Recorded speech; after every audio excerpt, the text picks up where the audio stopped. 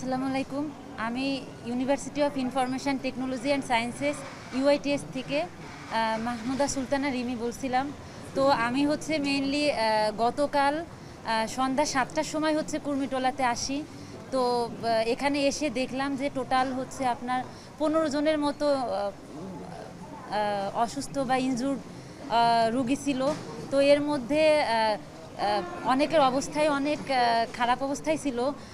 তো তার মধ্যে একটা ছেলে, তার আমি একটু তার ডিটেইলসটা বলবো। সেটা হচ্ছে হ্যাঁ আচ্ছা, এখানে হচ্ছে সুমন মিয়া নামে একটা ছেলে। জাস্ট আমি ওর ডিটেইলসটা বলবো, কারণ হচ্ছে ওর অবস্থাটা খুবই আশঙ্কাজনক। তো ছেলেটা হচ্ছে 20 তারিখ, আর স্থানটা হচ্ছে মাধবদী নরসিংদী। তো ওই ছেলেটা হচ্ছে একটা মাধবদী দাখিল মাদ্রাসা থেকে এইচএসসি পরীক্ষার্থী। তো বয়সটা হচ্ছে 21 বছর।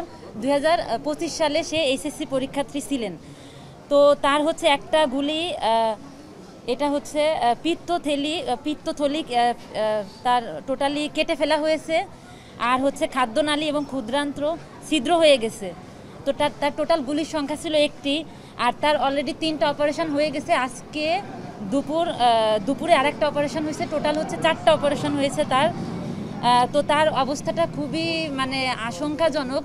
তাকে হয়তো এখানে ট্রিটমেন্টটা যদি পসিবল না হয়, জাস্ট আমার এখানে প্রত্যেকটা মিডিয়া চ্যানেল আছে, এই জন্য আমার এটা বলা, তাকে হয়তো বাহিরে ট্রিটমেন্টের জন্য একটা ব্যবস্থা যদি করে দেওয়া হয়, তাহলে হয়তো ছেলেটা আমাদের মাঝে হয়তো থাকলেও থাকতে পারে। এখন বাকিটা আল্লাহ ভরসা।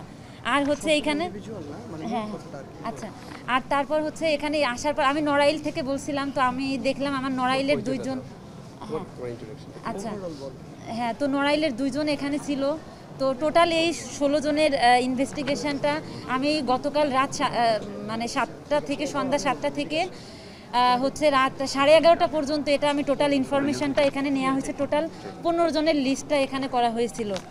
তো এই তো তারপরে হচ্ছে বাসায় যাওয়ার পর আমি জাস্ট অল্প একটু ফান্ডিং করে দেন এখানে মানে আর্থিক অবস্থা এনাদের সবার মানে ওইভাবে ছিল না। তো যাই হোক, 15 জনের জন্য আমরা কিছু কিছু করে ফান্ডিং করে তো আমরা আজকে এটা দেওয়ার ব্যবস্থা করছি। তো আমাদের অলরেডি দেওয়া হয়ে গেছে।